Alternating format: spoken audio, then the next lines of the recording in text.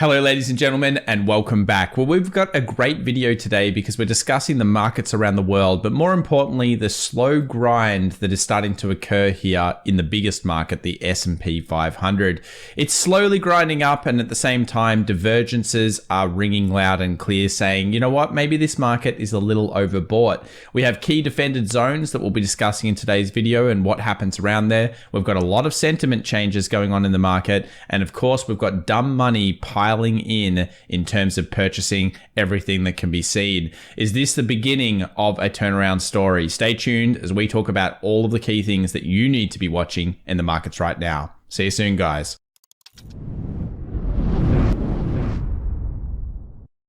Well, welcome back everybody to the Daily Show. Just a quick announcement before we get started. I would like to let you know that the 100K giveaway prize is at the end of today's video. So of course the 4 prizes will be giveaway. And for the over 500 people that entered, good luck to you. We'll find out who wins near the end.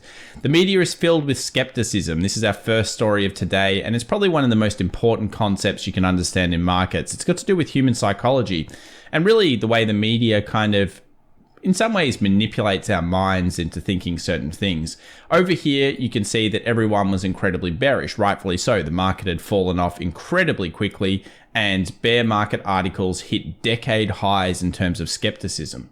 Since that point, we've remained very high and elevated with, of course, bear market rally. And on this channel, of course, we've also discussed that same concept. The difference is, though, that we've been following the technical trend. That is, down the bottom, we obviously saw the switch, and we've been following that now since June.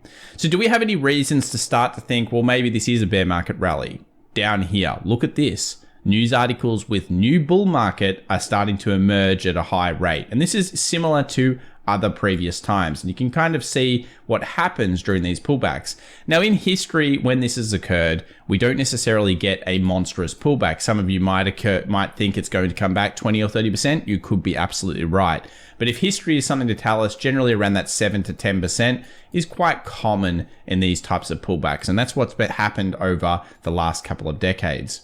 Now, in terms of selling everything, what are hedge funds doing? What are the big guys playing at? Well, they're actually playing at shorting the market during this rally. In fact, they're continuing to place bearish bets, and they're doing it at a faster rate than they've done so all of 2022 so far. Back in April and March, they obviously did place negative bets. They then reduced the negative bets, and then they increased them again, funnily enough, around the ebbs and the flows of the market. So can we trust these hedge fund guys? Well, we need to remember 2 things. One, they're leveraged. So that means they're putting a decent amount of their funds probably at risk here in the S&P 500. Number 2, they're all starting to do it. So we need to be aware that that's not necessarily great. If everyone does something, do they really beat the S&P 500 over the long term? That's something that we know is a statistical non-fact. They do not do it. So if they're not beating the S&P 500, they're all doing it. We do need to take that with a healthy amount of skepticism. So why could they be doing it? Well, I think it's a lot of these things that no one's discussing about. We've got the midterm elections. We'll discuss that soon. We've got property in China. China junk bonds dropping back down to the lows over here. Not necessarily a very good thing for markets. Of course, markets have semi-reacted to this. And during the kind of depths over here of the first pullback, in some ways, China junk bonds also fell off. This is important because the property market, while we do think, I think anyway, it will be covered by China to some degree, maybe the market is just not kind of paying attention to that. All of a sudden it becomes a problem when you least expect it, but it is there and it's an undertone to this current market. How far will the Fed funds rate go? Well, of course, we have inflation coming out this Wednesday in the US. The core number is coming out. It's expected to drop, but at this stage, the Fed's fund rate is now going to be data driven. That means that every single data point, anything to do with the economy, matters, which is kind of annoying for a lot of traders, but also will create, no doubt, some serious volatility over the next 3 months into the back end of the year, where the Fed may change, who knows, maybe even the way they're doing it. Maybe they won't be data driven anymore. We'll have to find out. 3.6% is the current rate here in terms of what's expected for the rate to peak off at. It has been higher. You can see over here during the lows of the market, June over here, we hit almost 4%. So as this rate's come down, it's allowed the market to rally. But if we see this spike this week, guess what? It's not good for the stock markets. Generally, they will fall off the data being driven. Why is this so important? Well, we brought this in our video on the weekend. I'd actually go back and have a look at some of the videos. Our weekend video and the previous one, I think they present some really good cases here to do with human psychology, the market, everything else. Some really interesting stuff. Definitely subscribe if you're interested in that type of thing. And it's where are we right now in these markets? Well, we're at a point of historically very different scenarios. If we were in a recession and markets end up going down a little bit further, you can see the kind of base case scenarios of what markets do. If we ended up avoiding, let's say, the recession, and yes, I know the terms have changed, they changed the terms on us, then we tend to go up. And this is a very big level. It also coincides with a 50% fib pullback, which we'll look at later on today's video. For anyone that watched the weekend video, we discussed this. Whenever markets have gone past the S&P 500 top to bottom, 50% pullback, that has generally meant that that low was in.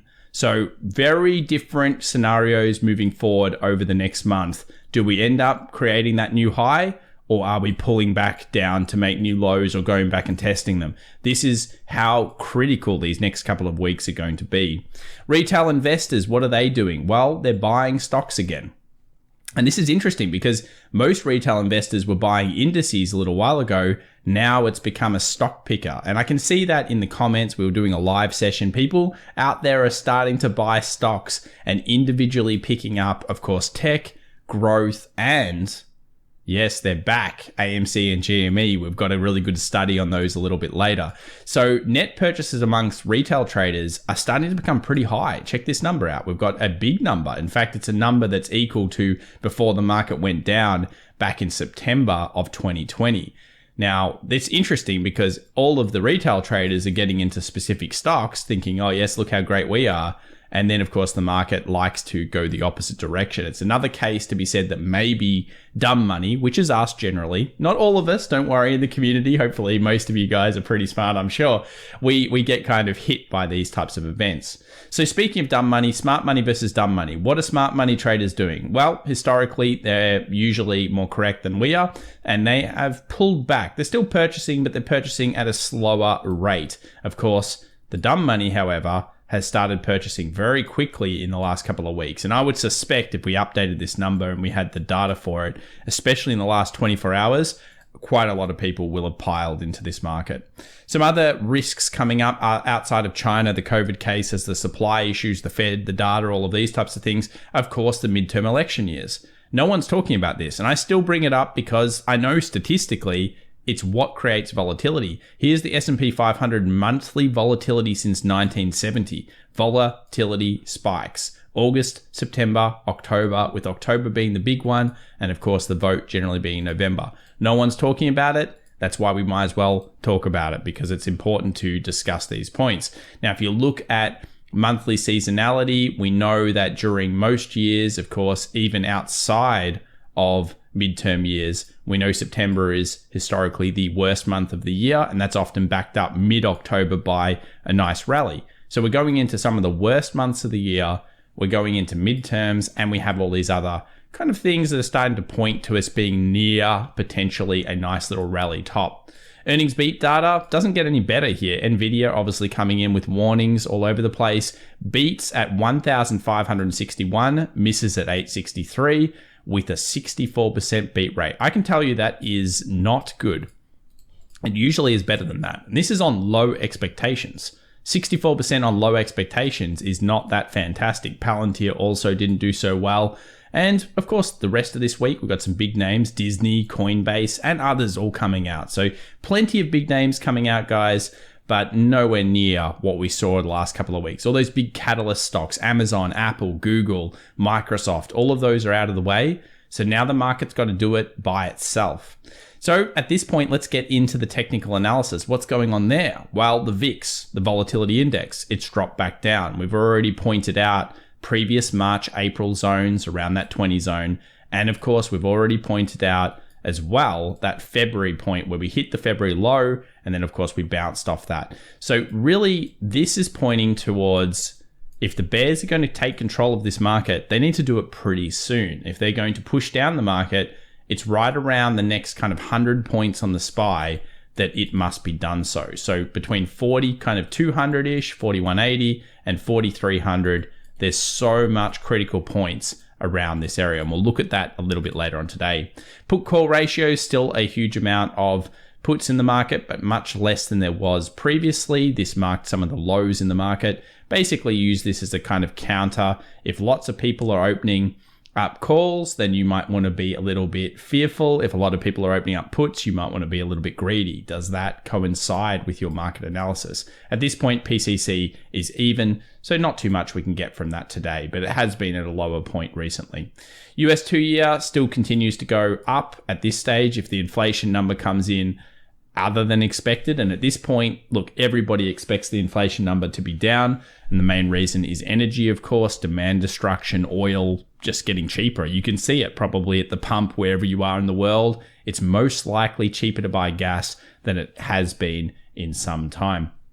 If this now spikes, let's say it goes back above this high and the market rallies with it, it's almost a sure case that bad things could be on the horizon there. So this is the type of thing that we want to be watching. US 2-year currently sitting at 3.2 and the December into April rates spiking at a 3.6% peak. If that jumps up to 4, the market may get quite pissed off. Here is another thing. We've got the S&P 500 stocks above 50-day moving averages. This just kind of shows a really nice oscillation. We've come back up to points here. If you look at these dates, November, have a look at what happened to the market. January 3rd, well, we all know what happened on January 4th. 28th of March, sounds familiar to that April kind of rally, and over here. So again, a nice thrust. Certainly some good things to like about this rally. We'll be talking about breadth in the next video, so make sure you subscribe to that because that's going to be a big one. But yeah, it's still looking a little bit on the toppy side in terms of this move. Let's move over here to the daily dollar index. Of course, cash is king in 2022, or is it? Well, at this stage, we've got the trend line holding on the higher time frames. We come over here to the lower ones, such as the 1 hour and the 2 hour, and you kind of got to look at it from the trend perspective. At this stage, it looks like buyers are still committed to the US dollar. If this starts to spike, and again, the market even spikes with it, it's usually a bad sign for the stock market. If we see cash kind of seeing further buyers come in, I would say this is a neutral point. If you put something like a volume profile on, this is a fairly key level, this 106.20 zone. And at this stage, you're looking probably to go long, you'd be looking for like a 106.65 or some smaller time frame in here. It kind of coincides well with the euro. The euro is probably the cleaner chart here. We have what we call the defended zone. So at the moment, every time the euros come down to this area, it's been bought up, which basically means that it's defended. Now, it could be seen as distribution. So effectively, if you want to look at this as a Wyckoff distribution, here's your UT, and currently we're making a series of lower peaks. If we now go through this area, what's that mean? Well, it means firstly, the dollar index should be absolutely blitzing out of control. But at the same time, if we go underneath this zone here, underneath the defended zone, we open ourselves up to not only testing lows on the euro, but potentially testing new lows. So we'll have to be very careful here in the dollar and the currency plays, because this has all got to do with hedging around the world. If people think there's risk on, you'll see the euro usually strengthen. If people think there's risk off, often it manifests itself in the currencies first, and then that comes across into the stock markets because, of course, people are buying positions. Gold, we are pretty bullish on gold. I've got to say the switch in the money flow has been pretty good. Again, if we're getting close to that yield high, close to the inflation high, I wouldn't be surprised at all for precious metals to outperform over the next coming months, rest of the markets. Everyone hates gold. I like gold when everyone hates it. I've always said this, 95% of the time gold sucks. 4% of the time it's pretty tradable, and 1% of the time it's damn cool. And at this stage, it's entering into damn cool territory. Now, that's not a solicitation to do anything in particular. Follow your own systems, do your own thing. It's my opinion only. And it's got to do with, a mixture of reasons, but we've hit the resistance. Obviously, I still expect gold to potentially pull back to these kind of levels and shake people out, but we have seen a discernible shift in the way that the market participants are acting in gold. So we've got some key levels here to be looking at. We have what we'll call a defended zone here around 1754. That's an area where the market has come back down and found buyers or demand quite a few times. We've got one around 1770, and then we've got our big one down here where it all really began for us, other than just picking the low, which was around that 1715. So 1715, 1750-ish, and then of course 1770. These will be key levels. If the market gets underneath this area, probably expect it to move down to the defended area. At this point, you'd probably expect buyers to try to come in and show demand. And if it snaps that level, a pullback down into the 1715 seems the most likely kind of story. So gold still bullish, no signs of weakness just yet, other than making slightly lower highs and being close to our two major resistance points. So I'm probably neutral on it here, but as it comes down, there could be some nice bullish moves. And I do feel fairly comfortable with gold over the next 2 to 3, maybe even 6 months. Let's move over to oil. Oil is, what can you say, $90.44. It's dropping still. Look, it's gone through the major support. If you look at a weekly, it's a huge breakout. It could pull back. Of course, pullback should be met by sell demand. I've got kind of like the aim for oil later on to potentially go into like the 65 a barrel. That could be a year away. It could be 6 months. I don't know exactly when. That's just kind of my aim. And if you go down here to the 1 hour, you'll notice that at this stage, it's kind of just chilling at this area. It looks like resistance, but probably the real resistance sits behind $92 a barrel. So it could easily sit here, do this, and then instantly fall off. This could just be all effectively distribution. Be careful here on oil. The oil trade certainly is more to the bear than the bull at this stage, I would say. Move over to AMC. Now, this is an interesting study. Check out the dates here. So AMC went ballistic back in 29th of March. Now, we're seeing this happening again. Basically, AMC, GME, short squeezing, generally small hyper stocks, anything to do with risk on, especially retail, names that I haven't heard of in 3 to 4 months suddenly coming back into the chat rooms, and all people are talking about is these stocks.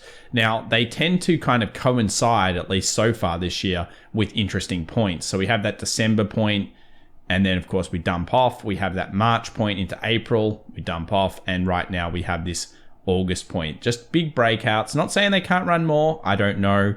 That's guessing to me, but it certainly shows you that the risk on appetite of retail traders is coming back a little bit. Move over here to Tesla, stuck between two bands, 940 resistance and about 850 support. Had a nice rally, came back to fill the gap, and that's where we are at this stage. Basically neutral into the next session. Apple is similar, made a new little high, and then came down. Now remember, if that now breaks underneath this price, which is sitting around 163-ish, once we get underneath there, we've kind of changed the trend on the small timeframes on Apple. So we open ourselves at least to pull back to fill the gap, which would bring us back down to 157. So, low amount of turnaround. It would basically mean around a 4% switch on Apple to the downside. Certainly very possible, and I doubt that that gap is going to remain and this market's just going to continue to rally. Remember, Apple is technically up since July. So let's go here and actually get the real number. July 1st, let's get the number here for Apple. It is up at its peak 21.62%. Now, July is a very strong month for Apple, don't get me wrong. But 21%, that's a damn good rally. Maybe it's time for a cooler there. The DAX showing us nothing loving here. It's filled the gap, which we hoped for. That was cool. And now it just keeps rejecting off this zone. Seems to be weakening, similar to the other markets. Not showing us too much on the DAX. XLY, XLP, this is basically consumer sentiment here in terms of risk on, which is consumer discretionary, risk off, which is staples. At this point, a little bit of weakness here in the last 24 hours. Doji as well. It's been very strong to us. It's what helped us kind of get into this low back in over here in the June period. It kind of went, yeah, well, maybe this is bottoming a little bit. Maybe it's time for a pullback here in these markets. It's starting to look that way. And of course, you can never be exactly sure, and you're looking for the S&P 500 generally to show you the way. Consistent with AMC and GME, we're seeing small caps do very well. The Russell came up to the top of our box and rejected that area. It's left a gap as well behind it. Shows a little bit of euphoria coming into the market in the last 24 hours. And in fact, Friday's trade as well. So again, IWM showing that little bit of rejection there near the end of the session, which is interesting. Let's move over to the Nasdaq. So here's the Nasdaq. It's making a series of higher peaks. It's come down and kind of gotten through that last little trough here. We've found the resistance of support. We've made a new peak and then we've come down. This all is happening at, remember, our incredibly big trend line level that we've had now for a little while marked up on the Nasdaq. We also know that the Nasdaq's sitting just above a 50 fib and everything, previous supports, previous resistances, they're all very close. So even the 61.8 fib, they're all very close for the Nasdaq. So this is a critical moment for this market and it's showing weakness at this stage. If we go back down to that hour chart, what levels become super important for the bulls and the bears? Well, I think it's hard to doubt this level here, this 13,000 kind of 70. Resistance, resistance, support. A break below there should expose something like 12,800.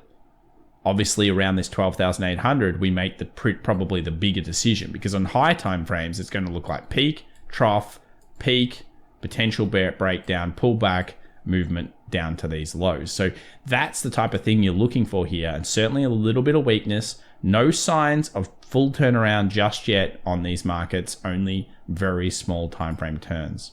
Let's look at the S&P 500. We mentioned the 50% fib, and for a lot of you that are watching this for the first time, you're probably like, wow, that's a lot of information. It is still important to understand all these levels.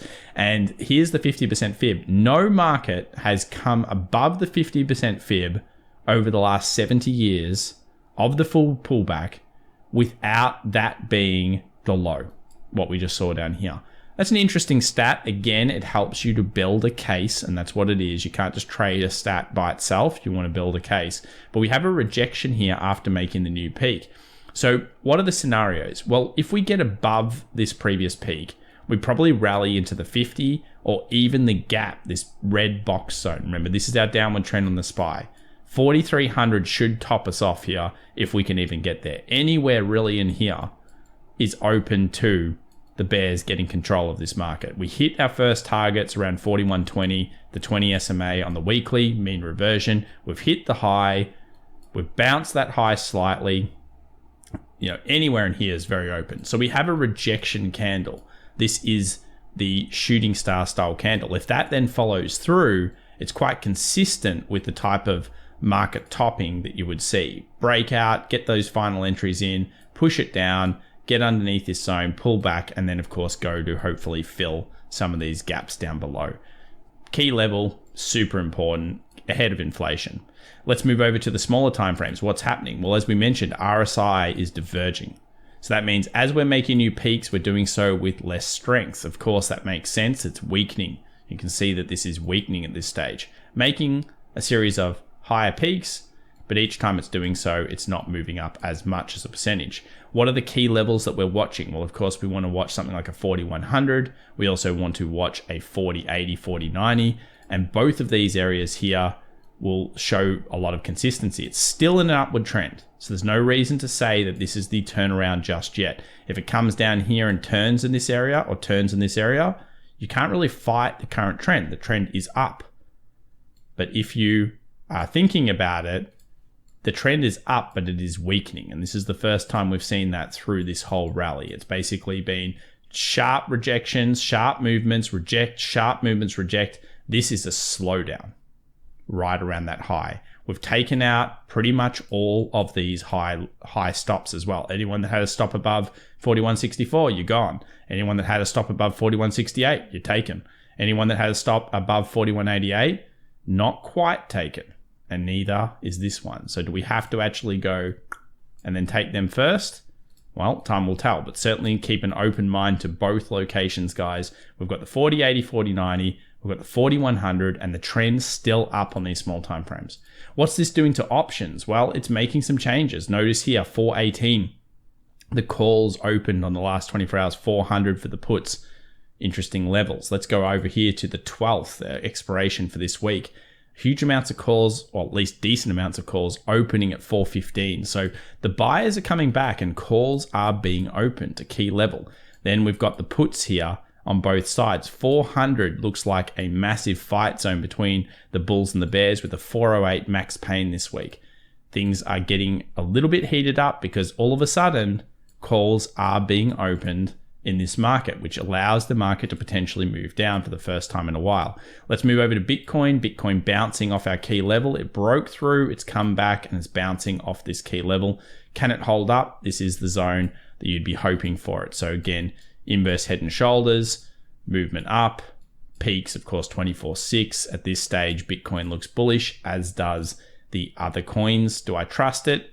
I think it's really back to the Nasdaq and whether the Nasdaq can do a nice turn here.